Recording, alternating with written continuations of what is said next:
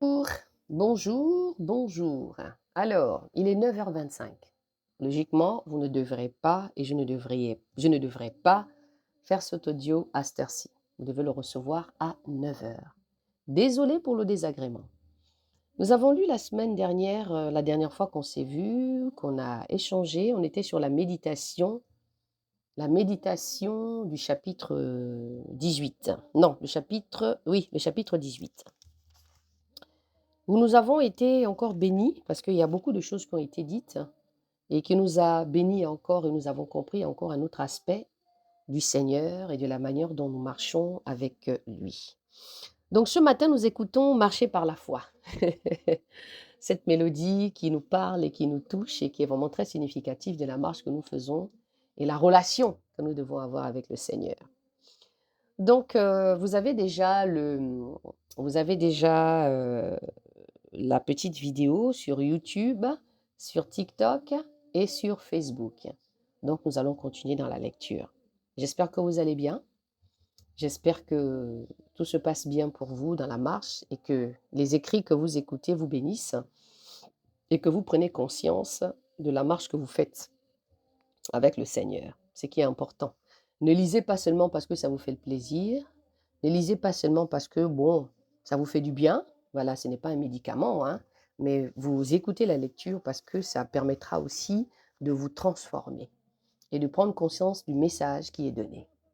Ceci dit, nous allons commencer la lecture dans le chapitre 19, la jeune vache rousse, l'eau de purification.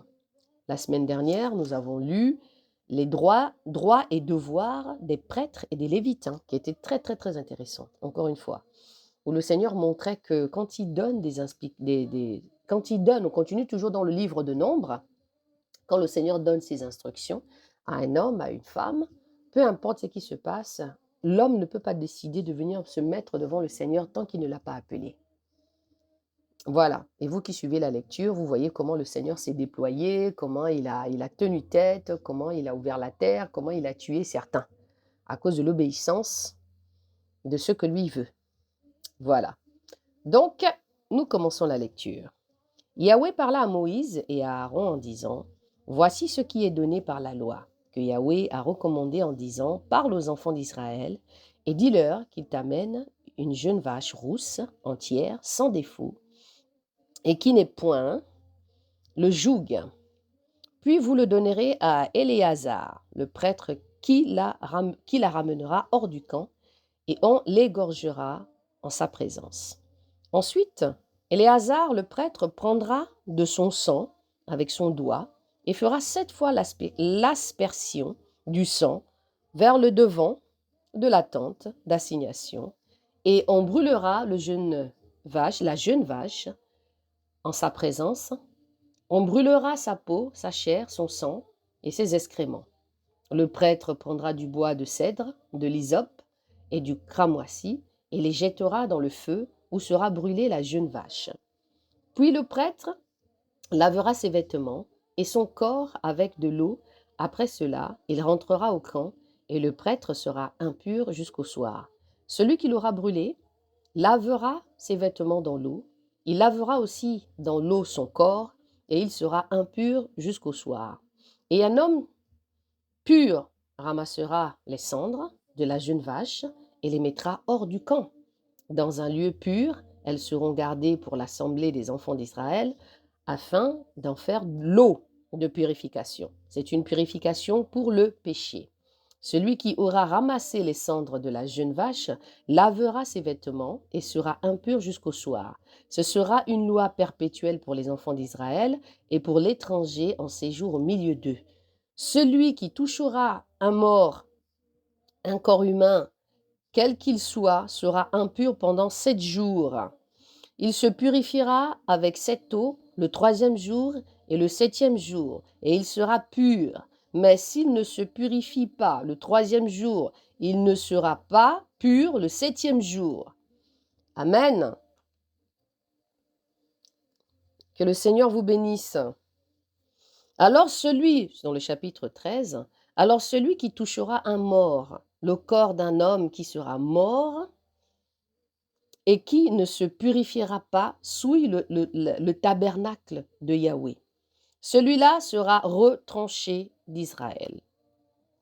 Il est impur, car l'eau de purification n'a pas été répandue sur lui. Son impurité demeure encore sur lui. Voici la loi lorsqu'un homme mourra dans une tente. Quiconque entrera dans la tente et quiconque se trouvera dans la tente sera impur pendant 7 jours. Aussi, tout vase découvert sur lequel il y aura point de couvercle attaché sera impur. Et quiconque touchera dans les champs un homme qui aura été tué par l'épée, ou un mort, ou des ossements humains, ou sépulcre sera impur durant 7 jours. Et on prendra pour celui qui est impur de la poudre de la jeune vache brûlée pour le péché, et on la mettra dans un vase avec de l'eau vive par-dessus. Puis un homme pur prendra de l'hysope et la trempera dans l'eau, et il en fera aspersion sur la tente et sur tous les ustensiles et sur toutes les personnes qui auront été là. Et sur celui qui a touché les ossements, ou un homme tué, ou un mort, ou un sépulcre, celui qui est pur fera l'aspersion sur celui qui est impur. Le 3e jour et le 3e jour et le 7e jour, pardon. Et il le purifiera le 7e jour. Puis il lavera ses vêtements. Amen. Et se lavera dans l'eau, et il sera pur le soir.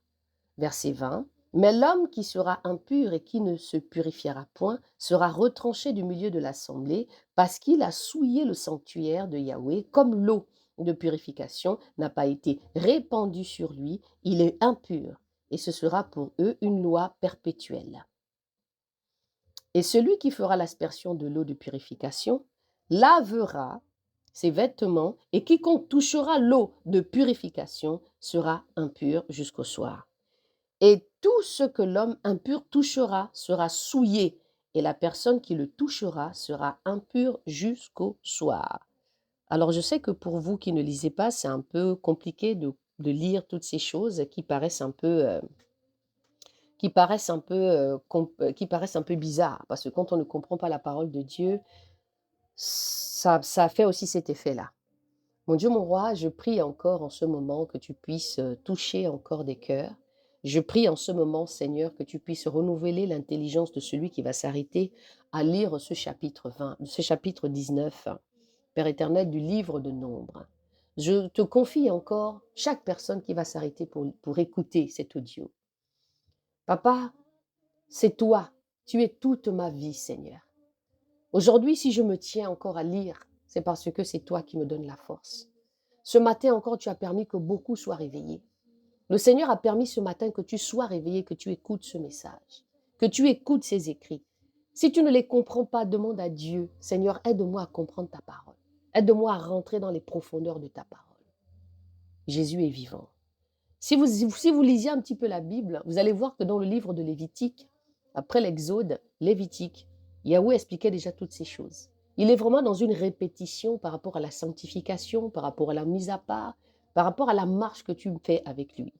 Tout ce que tu entends ici, impureté, tuer la vache rousse, ainsi de suite, tout ce que tu entends ici, et tout ce que l'homme impur touchera sera souillé, tout ça, le Seigneur te parle seulement de la marche que tu fais avec lui. Il te parle seulement de la considération. Il te parle seulement de la sanctification, de la mise à part. Je vous dis tous les jours dans les panels, sur le panel TikTok ou Facebook, ou quand je suis en conférence Meet, je vous dis toujours que la sanctification, ce n'est pas le fait de porter un foulard. Ce n'est pas le fait de ne pas porter des boucles d'oreilles. Ce n'est pas le fait de porter un pantalon. Ce n'est pas le fait de porter une longue jupe qui rase le parterre et une longue robe. Non, la sanctification ici, c'est la mise à part.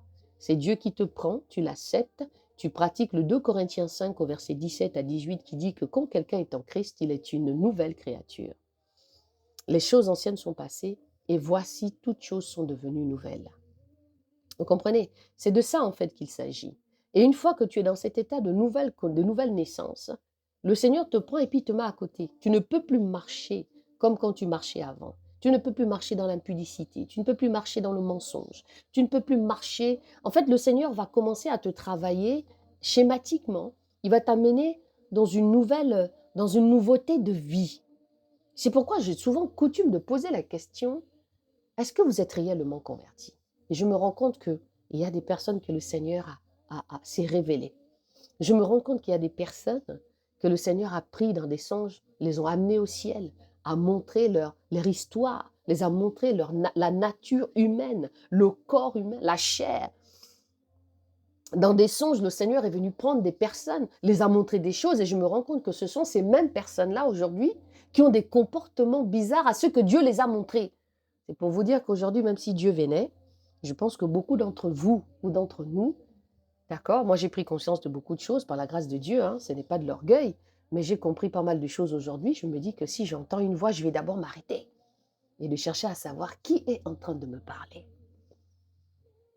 Il y a des gens qui ont vu des choses extraordinaires, le Seigneur les a fait, cette grâce de leur ouvrir le ciel. Mais qui aujourd'hui ne marchent pas en nouveauté de vie, qui restent toujours avec leur casserole, qui restent toujours avec leur vie, parce que peut-être ils ne voient pas Jésus, je ne sais pas. Mais s'il vous plaît, reprenez-vous. Jésus n'est plus loin. Nous voyons des signes. Aujourd'hui, il y a beaucoup de vidéos qui passent sur les réseaux sociaux par rapport à l'ouverture des JO. On a vu le veau d'or, on a vu le cavalier, on a vu les 3 cavaliers, on a vu la femme qui est montée sur le... Oh là là, Jésus. Et voilà la vision. La femme qui est montée sur le... Voilà. Vous voyez? C'est pour vous dire que si vous n'êtes pas un tout petit peu éveillé, vous n'allez pas comprendre certaines choses.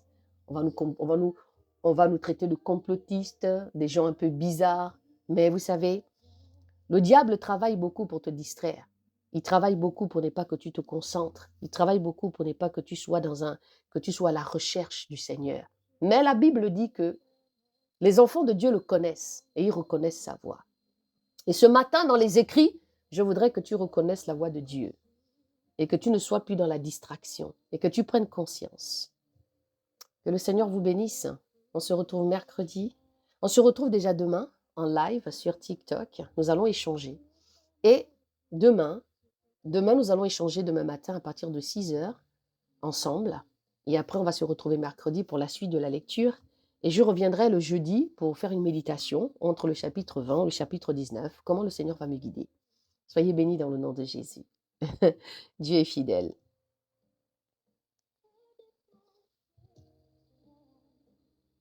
Ouais.